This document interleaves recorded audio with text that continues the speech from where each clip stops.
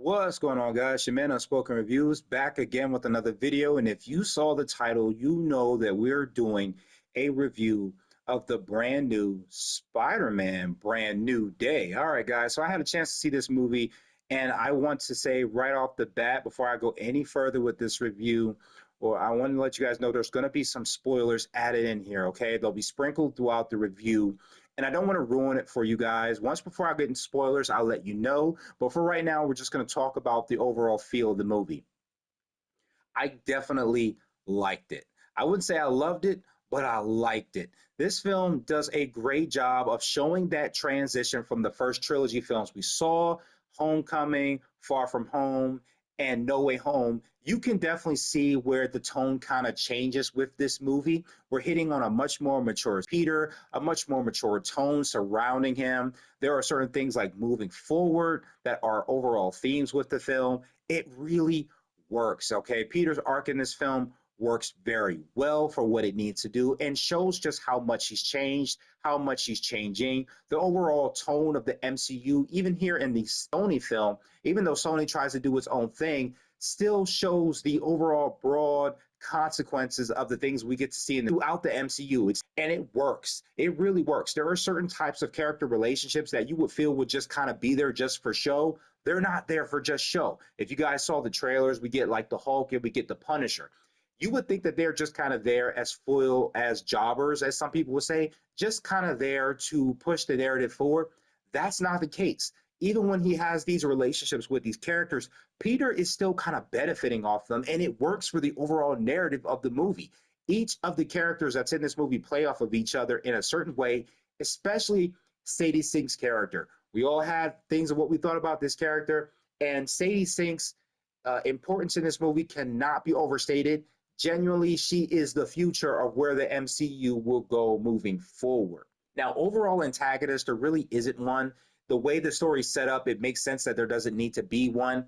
I will definitely say this movie kind of moves almost like these couple chapters we would see from the 90s animated Spider-Man show. Like, you remember how the animated show would have those chapters? Like, we'll go from maybe like, sometimes from like 1 to like 10 or 1 to 8, and it would be about a broad type of storyline where it would be either about neogenics or something surrounding the Green Goblin, even surrounding Secret Wars. That's how the show was kind of split up in those chapters.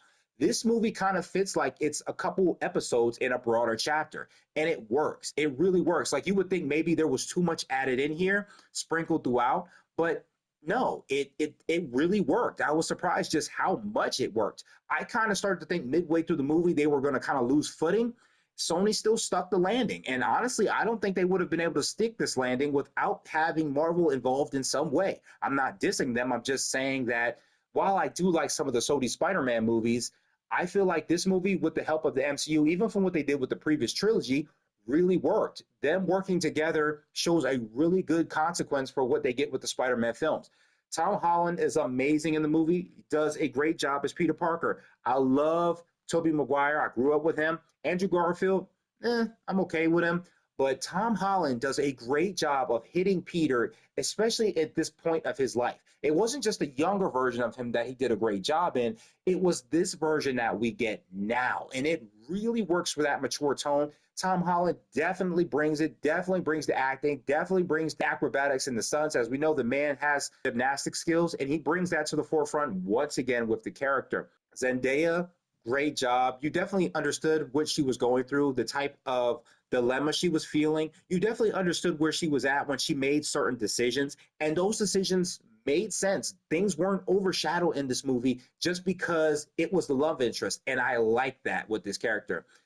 Once again, guy who plays Ned Leeds, still funny. I can't remember his name off the top of my head, but he still does a great job as Ned. Not much involvement, but he does have some type of connection in it, the way he kind of interacts. It's more towards the end of the film, but it still works for what it needs to. Like I said, Sadie Sink did a great job. She's definitely well welcomed in the MCU, and I can't wait to see more from her. Does a great job once again as the Punisher. Awesome character, still tortured, still willing to do things the hard way. You guys know how he is. Mark Ruffalo's Bruce Banner, still good. He still kind of has his kind of awkward dad kind of vibes in the movie, but when it works, it works. All right, so we're going to hit some spoilers. All right. So if you guys don't want to have things spoiled, click off the video, come back. Let me guys know what you thought about the movie. All right. Cool. All right. You've been warned. Spoiler territory. So the movie definitely picks up right after the events of No Way Home. As we know, Peter had Doctor Strange wipe everyone's memories. And for years, Peter has just been operating as just Spider-Man. We know he never told MJ or Ned about anything that happened before the mind wipe. So he's just been doing everything as Spider-Man. He hasn't been having any people interactions, no type of friendships, no type of vibes with anyone. He's just been alone. And even when some people try to get close to him, like I think there's one girl in the elevator who I kind of was wondering might be Gwen Stacy. They never really say if she is or not. You guys will probably know. When he gets off the elevator, there's a blonde hair girl, and he talks to her for a second, then he just walks away. I was like, is that Gwen Stacy? But they never went anywhere with it. And I was like, all right, fine, cool. But he just has been a loner this entire time. And it works for what we as Spider-Man fans want from Peter Parker, right?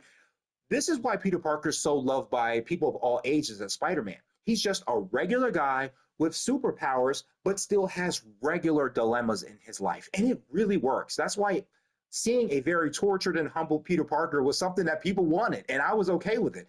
I liked it. I liked that he was alone, that he was isolated. But that isolation plays into his life a little too strong, especially with his powers, right? His powers begin to act against him because the more he's Spider-Man, the less he's Peter Parker. And that begins to really affect him to the point where now his hormones as an arachnid are overshadowing his human hormones. That's why his eyes kind of turn red. I kind of thought they were going for a more human spider type of thing like we got in the animated series, but they didn't do that. And that was okay, but it made sense for what it is. I know sometimes human beings, bodies and minds will adapt to the way their bodies change, right? Like sometimes if you lose your eyesight, you need to rely more on your sense of smell, your sense of hearing. So when his hormones levels change based on his behavior as Spider-Man, it makes sense, right? He starts to spin his own webs without the need of web shooters. And I like his response to it. Like at first, I think it's kind of cool in No Way Home when Tobey Maguire's Peter Parker has the webs that come out of his arm. But now that, Tom Holland's Peter Parker has it, he's like almost throwing up. It was so funny. He was gagging as the web was coming out. And it looked genuinely nasty. When you see it in the older Tobey Maguire movies, it looks kind of cool. Seeing it here, they do a great job of making it look almost completely unsettling. Like, it's so funny. His perception and his powers are much more heightened. He gets more stronger, but he also gets more agile and angry, and he doesn't hold back. Like, there's a moment where in No Way Home, Andrew Garfield's Peter Parker talks about how, he stopped being that friendly neighborhood Spider-Man and that he got rageful. You can see that in this film. When he goes up against Scorpion, dude doesn't hold back. I mean, he grabs his tail and he's slamming him against the police cars. He's doing everything he can to really hurt this dude. And it's wild to see just how strong Peter really can become and how he does become in this film because he really does adapt and push into those powers. You see, at first he kind of uses an inhibitor chip to take that away. And he kind of gets this idea from Bruce Banner. He actually goes to see Bruce is actually a professor at ESU, I believe, and he's teaching their physics. And you see a lot of the students just want to hear more about Avengers stuff. And I like how one student asked if Thanos could snap away half the universe, why didn't he just wish for more food for the universe instead of just snapping it away? And he just has someone overshadow it with Hulk smash. You can see that he doesn't really want to talk about that kind of stuff anymore. He really just wants to be a regular guy. And you see he kind of still has the same inhibitor on his right arm that he uses to kind of keep the Hulk contained. But he gives Peter the idea. And the thing I liked about it is that Bruce Banner wasn't just a one-off. I know that Hulk was in the trailers, but it really kind of takes time to let Hulk be Hulk the way we want him to be. We'll get into that a little bit later on. And as we know, Peter comes in contact with this strange entity that's hopping from person to person. And it's really interesting seeing as we find out, spoilers, it is in fact Jean Grey who Sadie Sink is playing.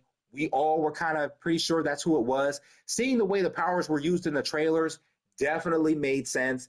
She does a great job in this role. I'll get to her in a minute. The arc that Peter goes through, having the opportunity to finally talk to MJ about everything he's been withholding is very interesting for him, and I was very glad that in this scene, MJ doesn't just fall in love with him again.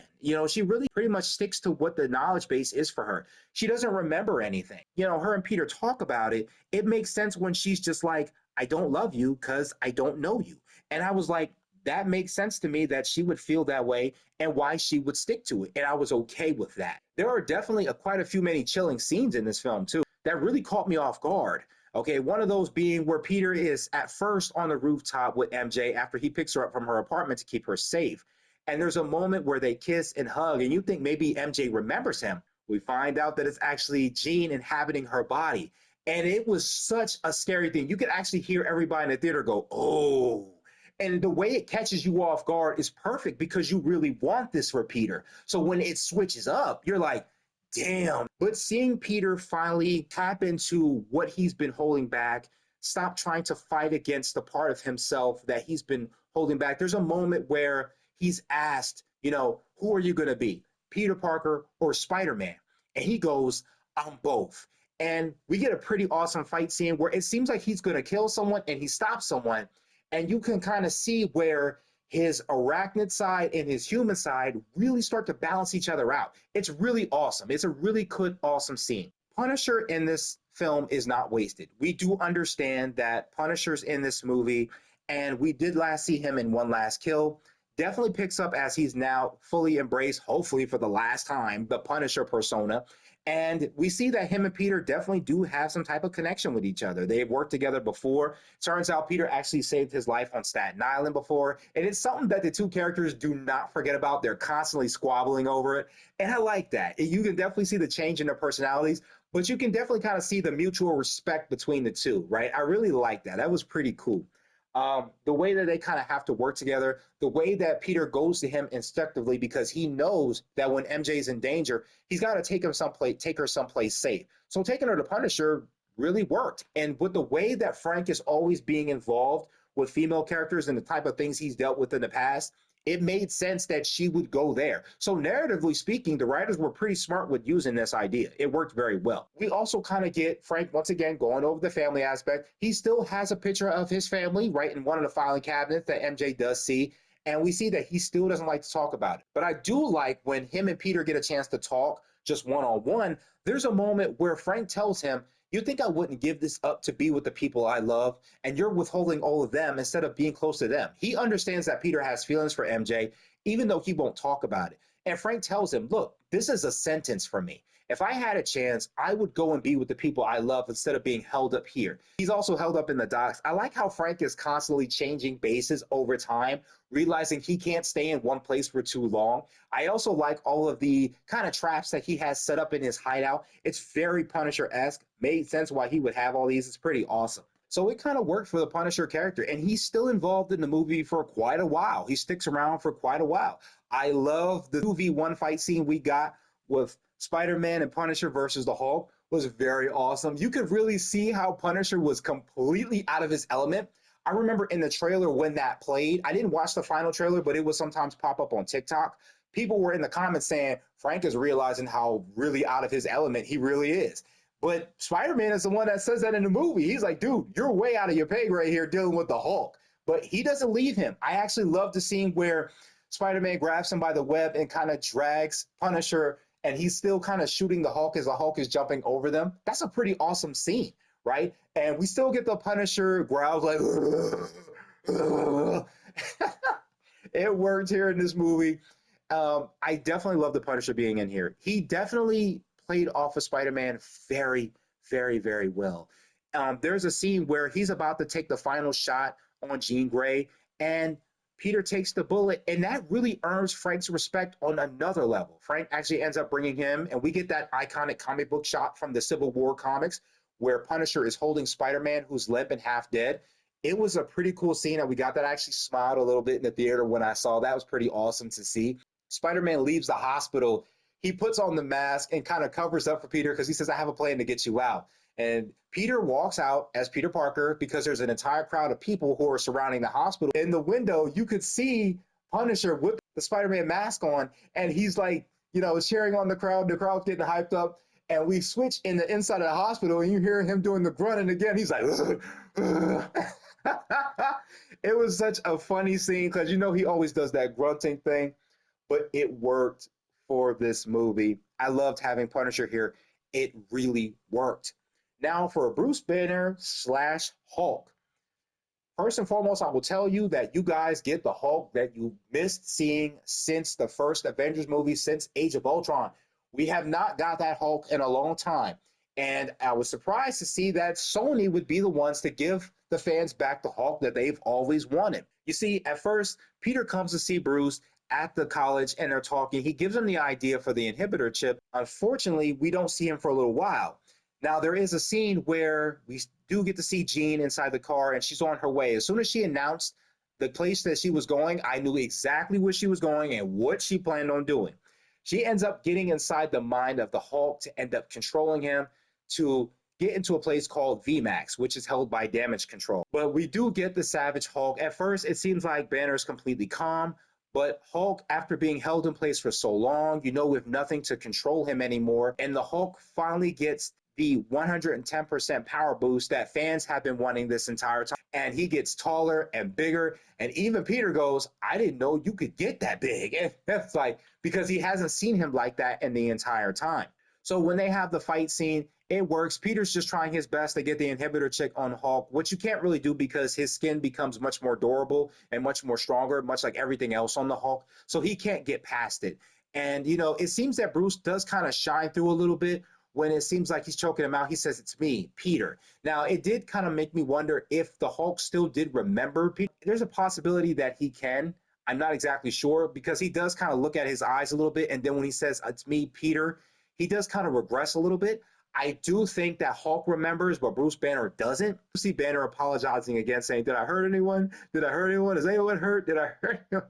It's something that we've always seen him doing all the time, ever since the first Avengers film. Like after he first transforms into Hulk, he ends up in the damaged place of that building, and he's like, did I hurt anyone? That's the first thing that comes out of his mind. I've always liked that about Banner.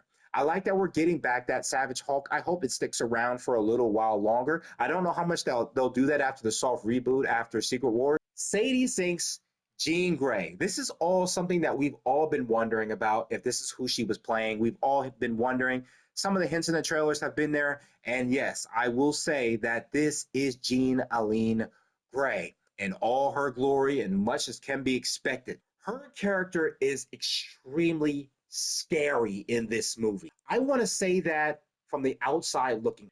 As a big fan of X-Men, X-Men animated series, X-Men 97, X-Men movies, X-Men comics, when you're a fan of the mutants, you really sympathize with them a lot.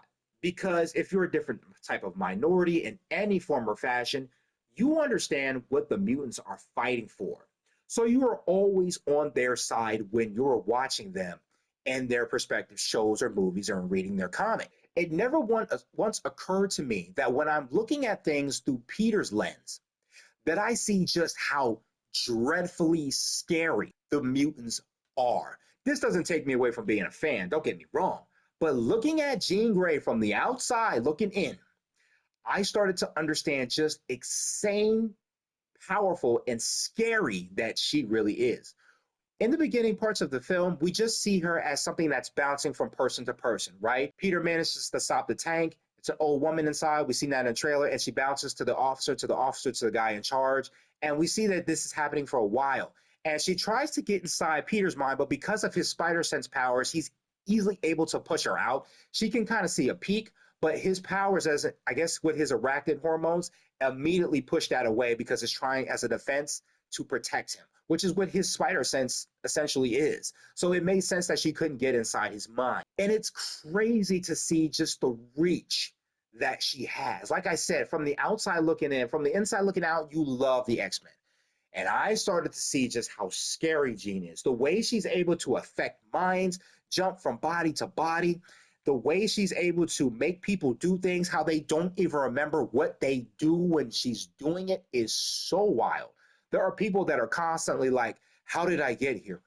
Why am I here? What happened to me? But I also liked just how convicted her character was in this movie. As we see, she is trying to save her sister, Sarah Grey, who I didn't know she had a sister. I actually found that out watching the movie. I actually looked it up because while I'm a fan of the X-Men, I've never gone that deep into Jean Grey as a character outside of her once living with her parents and then coming to live in the school. I didn't really get into in depth in her history. This movie helped me understand that. So we do understand that she has a sister named Sarah Grey, and it seemed that their mother did abandon them as they both had the same power set. However, Sarah does end up getting picked up by Damage Control, who started to understand her powers, and they kind of mess with her, which is kind of, in a sense, torture. And at some point in time before the events of the film, Sarah sends a telepathic message to Jean about VMAX, which all of the characters are constantly saying, we don't know nothing about. Even the main character, who is even the controller of Damage Control, he doesn't know. And it makes sense that VMAX was actually ventilation max, which was on the ceiling, which was from a ventilation system that Sarah saw, and she must have sent her that message as that was the last thing she probably saw. And we see that at some point Sarah did die. And the reason she did die is because that Damage Control was trying to harness those telekinetic and telepathic powers that Jean has. They're forcing her ability to work. And you see they're kind of torturing her the same way that the MRD would do to some of the mutants. It made me understand where the mutants are and why they do what they do, why some of them get twisted. If there was never a time where I would never understand what Magneto was fighting for, the things that I saw in this movie made me understand right off the bat. They were literally torturing her, pushing her powers to the brink. And when you understand that Jean Grey is an Omega level mutant, this movie lets you understand that. Her powers hit their height, and she is able to control miles outside of the island. Everybody kind of stands still. People, I think, know what's happening to them, but they can't do anything because we see a shot of MJ crying and Ned kind of stuck, and you see they kind of understand that they can't move. They're kind of locked in place. Goes to show just how insanely powerful the mutants are, and how I, as a person, would be kind of scared if I saw someone who could do that. So when you understand some of the fear people have of mutants, and you see the things that Jean does in this movie, you're like, okay, I get it now. I understand where the fear comes from. Okay, I get it. But Jean's motivations here were definitely fleshed out. I understood what she was fighting for, what Damage Control did to her sister, and why she wanted revenge. You start to see that little part where the mutants kind of have that divide between fighting for the people that hate and fear them and just being homo superior. How people just won't accept them, and how it's hard for them fighting for a better world. And I understood that a lot in this movie. And I gotta give my hats off to Sony for doing such a great job with this character. They did a great job of showing the power that mutants have. Even though I know Wonder Man is the first somewhat mutant that we're seeing in the MCU, this movie did a great job of showing just how insanely dangerous they can be. With Wonder Man, you kind of see just how the family dynamic is affected. But with this movie, you get to kind of see how the overall narrative is affected. And I really like that in this movie. It did a great job of showing the mutants. Damage Control. Once again, the douchebags we always expect them to be. At first, we kind of think maybe they're doing the right thing, but overall, everything we've seen from the Miss Marvel show to No Way Home, and they have not known how to not be a problem. And you can't really be mad at Damage Control. They kind of are just trying to protect people from what is dangerous, but the problem is that they take advantage of it and they try to use it to their own ends. One of those being the hand. We saw the hand being used in the trailers. We thought maybe Spider-Man was going to go up against ninjas, which he does do. He does fight the hand. It turns out the hand becomes employed by Damage Control. One thing I will say, the hand, yo, these dudes can fight. When you see them in Daredevil, you're limited a little bit by the budget, but you can still kind of see how vicious they are.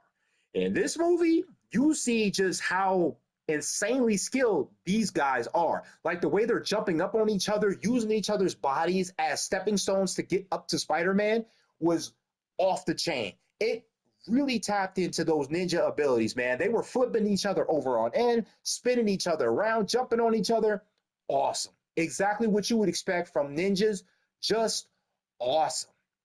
And it also lets you know that the hand is still really active in this universe. Now, I don't know if they're as strong as they were after the offense of Defenders. I don't think they are anymore, but they're still pretty skilled. And it lets you know that they still have a story that can go anywhere. And they're still employed by Damage Control, which may or may not still be a thing. Damage Control is not just in New York. They're also in LA and the West Coast too, as we remember from Wonder Man. I cannot help but wonder where we'll go with the hand from here. But Damage Control is still its conniving self, and you can kind of see where things like the MRD will be developed in time, where groups like the Friends of Humanity will be developed in time, because you have groups that are already calling out how dangerous the mutants are. Like I wanted to also touch up on MJ and Ned. They do a great job of being the balancing act that Peter needs in this movie.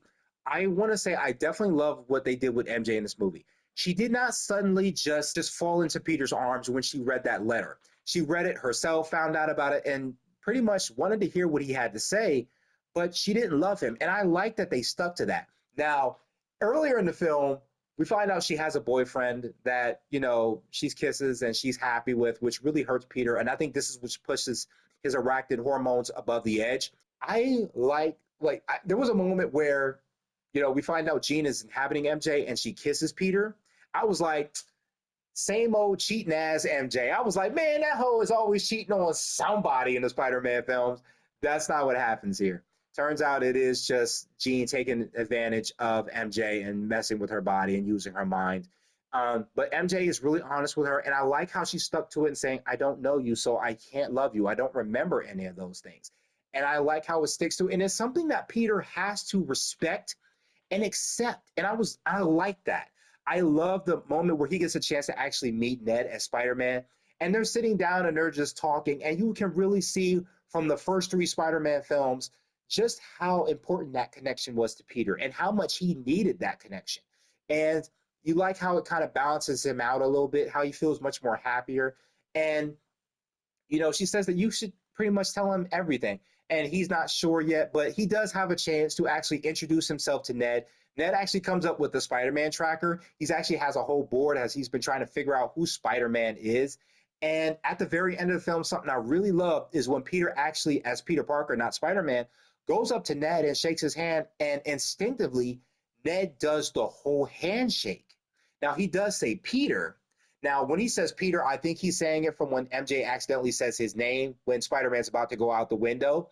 But you can kind of see that despite the fact of Doctor Strange's magic, there are still certain things, like certain movements, certain types of behavior things that people have that Peter has shared with people that his magic couldn't override. And I like overall, guys, it's a really good movie. I liked it. It was awesome. Great Spider-Man movie. It does a great job of showing those mature themes. It does a great job of showing the evolution that Peter has in film as Spider-Man, how he gets stronger. He's much more powerful now. He now has the webs that come out of his arm. He doesn't need the web shooters anymore. He's definitely found that balance that he needs. I feel like this film was all about balance of recognizing the things you need in your life while accepting the things that you have to do, while accepting making time for things that are important to you. And I like that this is done for Peter. I like that it boosts the overall narrative for everybody. So I hope you guys enjoyed the review, and I will catch you guys in the next one.